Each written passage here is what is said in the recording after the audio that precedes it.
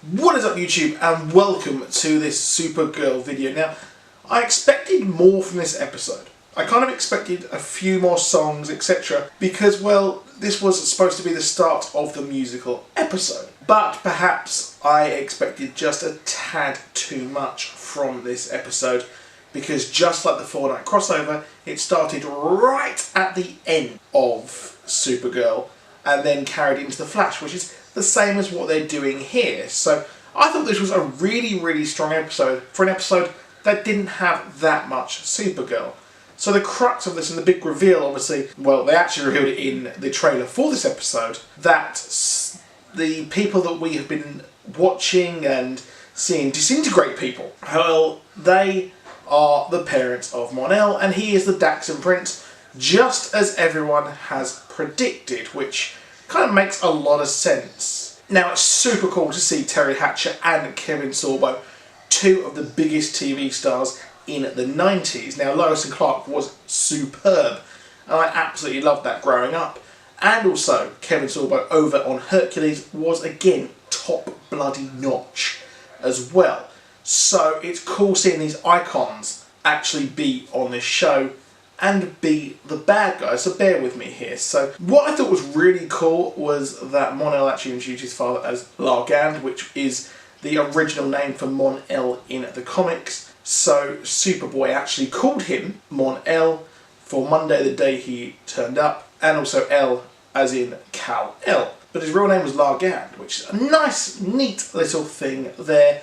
Very cool indeed. So these are the two villains of the piece and seem to be, well, I would say the big bads somewhat. And I think Teri Hatcher did a fantastic job of playing that kind of grey area where it's not too obvious that, well, she is a villain. And I can't help but think that they are actually going to take, or try to take over Earth and make it as a kind of new Daxam, which I wouldn't put past them one bit. So, very interesting way of introducing them on the show was them doing pretty much a entire Man of Steel rip-off. But then again, we're getting a Dark Knight Rises rip-off over on Arrow, so there is that. And rip-off maybe is just a harsh term. I think that it worked really well in both of these shows. So I do think that the Daxam royalty are incredibly thinking about taking over Earth, and that might be their end game, because they want to bring everyone who has fled Daxam back and create their own version. So it's looking very likely, in my opinion. How that will work in just a few episodes left of this season, it remains to be seen. So that could be a cliffhanger, or it could be just a lead-in or a hint towards the next season. But I do think that's definitely what their end game is actually going to be, and I think both of them were fantastic on this show. Now, the main actual meat of this episode was a story about Winn and his alien girlfriend, which I was interested to see if this would work, and it did actually work. I was actually compelled towards Winn's story, and I love the fact that he was actually singing some songs in this episode, hinting towards the musical episode. Same with Hamilton and a few others on this show. So, neat little things there. Now, it was really actually enjoyable to watch his story, and I think that it made his character come into his own somewhat, and it did have some parallel with the storyline of Kara and Mon-El, which I think should have been a bit harsh on him, to be honest, because, well, it's known that, like, Princey can't really do that much. He's just, like, born into this royalty and all this money. He's like, what am I going to do? It's like, you know, you can't be too hard on the guy, to be honest, can you? One bit. But she was, of course, as well. So there is that. Now, as a whole, this episode was fantastic, and it was so cool seeing Darren Criss as the Music Meister.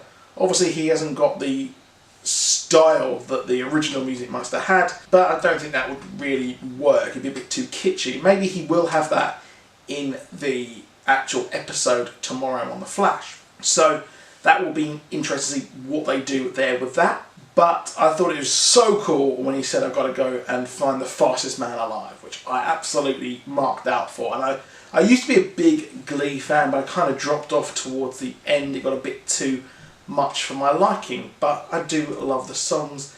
I'm very pumped to see what they're going to do and how badass this is going to be. And I'm really hoping that they do actually put a CD together or a Spotify playlist of all these songs.